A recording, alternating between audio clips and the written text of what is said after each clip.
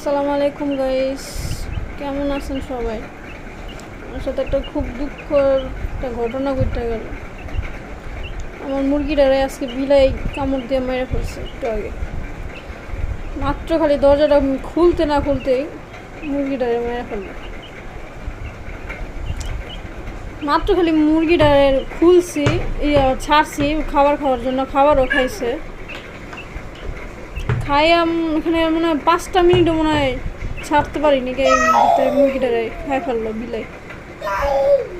খুব কষ্ট লাগতেছে, অনেক বড় হয়েছিল মুরগিটার, পশমও বড় হয়ে গেছিল। যে দেখেন আরেকটা,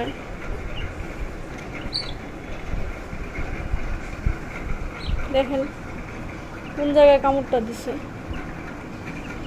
পশম পুরো ছিঁড়া ফেলছে, মাংসও নিয়ে গেছে।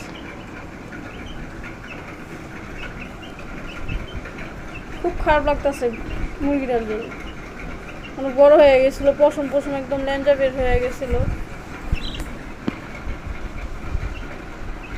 দেখ আল্লাহ যা করে ভালোর জন্যই করে, হয়তো এটা আমাদের নসিবে ছিল না। আজকে এই পর্যন্তই, মনটা খুব খারাপ।